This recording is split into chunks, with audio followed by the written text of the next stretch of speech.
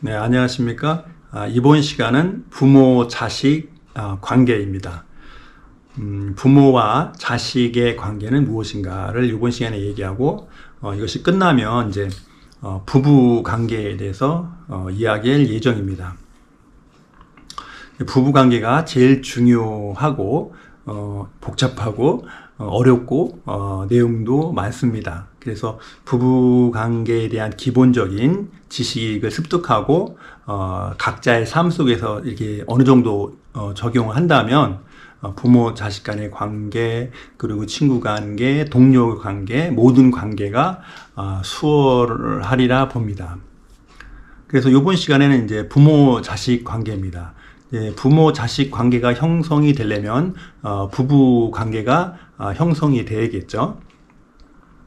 그래서 부부 관계에서 그 자녀가 출산하게 되는 거죠. 그리고 자녀를 양육을 하게 되는 것이고, 양육하는 것이 되는 것이고요. 그런데 이제 부부 관계가 적절하고 건강하고 사랑의 관계이면 참 좋겠는데 그러지 못한 경우가 있다는 거죠. 그래서 부부 관계가 우선시 돼야 된다는 거죠. 무엇보다 부모 자식 관계보다 부부 관계가 우선시 돼야 된다는 거예요.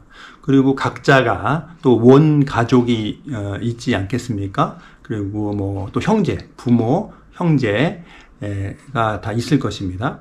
근데 일단 결혼을 하게 되면 그 우선순위가 부부 관계가 제1순위가 돼야 된다는 것이죠. 그리고 자녀가 또 출산을 해서 자녀가 또 양육하고 성장하고 가족을 이루지 않습니까? 그렇다 하더라도 부부 관계가 우선시 되면 건강한 가족으로 성장할 것입니다.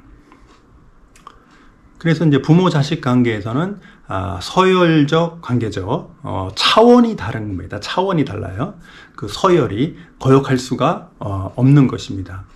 그리고 내리 사랑이라는 것이죠. 그래서 부모 자식 간에는 기브 앤 테이크를 하면 안 됩니다.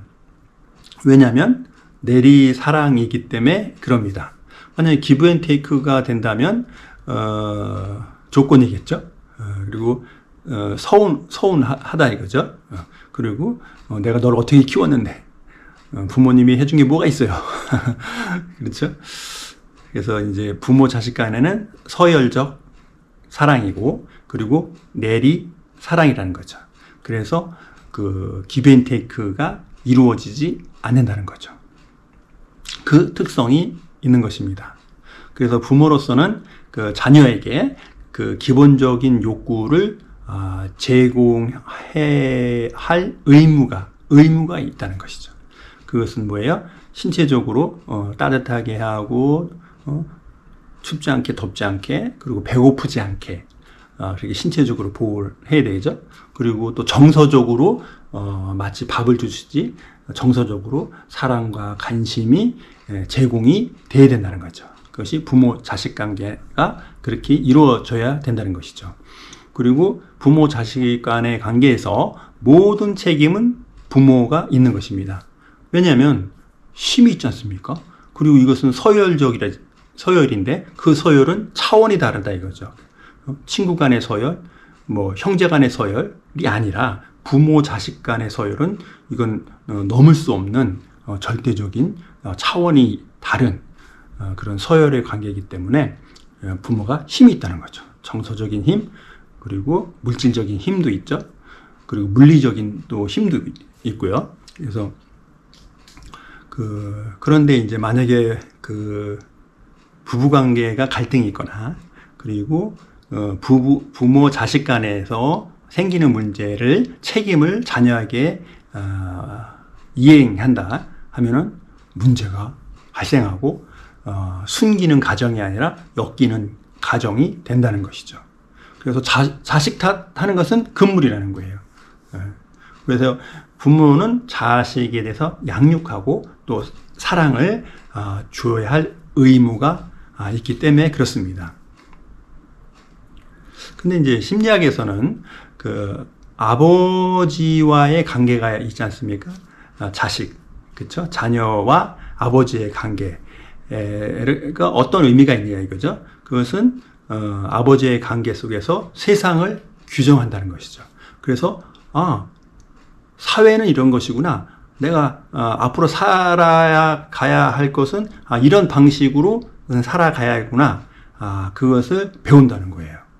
그리고 그 자녀가 어머니의 관계에서 무엇을 보냐면 이제 수평적인 관계, 그렇죠? 관계라는 것은 사람과의 관계는 이렇게 하는 거구나라고 배운다는 거예요. 아버지의 관계는 서열의 관계, 그리고 어머니의 관계는 수평적인 관계를 배운다는 거예요. 사람의 심리가 그렇다는 겁니다. 그러니까 아버지의 관계가 원활치 않으면 사회생활이 어려운 거죠. 그리고 어머니의 관계가 원활치 않으면 그 정서적 관계가 어려운 겁니다. 정서적 관계면 대표적으로 이제 부부 관계가 되겠죠. 그래서 이제 부모 자식 간의 그 병리적인 형태는 어떤 것이 있냐 이거죠. 그래서 부모가 자식을 착취하는 경우가 있다는 거예요. 그게 뭐냐면 자식으로부터 공경하기를 요구한다는 거죠. 그것이 건강치 않은 관계라는 거예요. 또 한편 자녀가 부모를 착취하는 경우가 있다는 거예요. 그게 어떤 형식으로 나타나냐면 부모의 사랑을 당연시하는 거예요.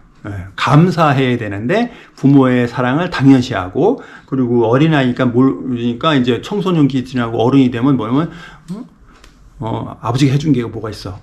엄마가 해준 게 뭐가 있어? 이게 따진단 말이에요. 그게 병리적인 모습의 형태라는 거죠. 아무리 그 서운하더라도, 부모에 대해서 상대적으로 서운하다 하더라도, 그래도 그 자기가 성장한 것은 부모로부터 어떤 형태로든 이렇게 양육을 받았기 때문에 그렇게 성장한 거 아니겠습니까? 참 어려운 문제이기는 하죠. 그래서 부모 자식 간의 관계는 어디로 전제가 되냐면 부부관계가 건강했을 때 부모 자식 간의 관계도 건강하다는 거죠. 근데 부부관계가 갈등이 생기면 부부관계에서 끝나는 것이 아니라 부모 자식 간의 관계도 문제가 생긴다는 겁니다. 그래서 그것이 어떻게 나타나느냐, 핵심 키워드가 무엇이냐면 그 엮이는 가족의 형태는 어떤 형태를 보이느냐, 그렇죠? 부모화 현상이 나타난다는 거예요.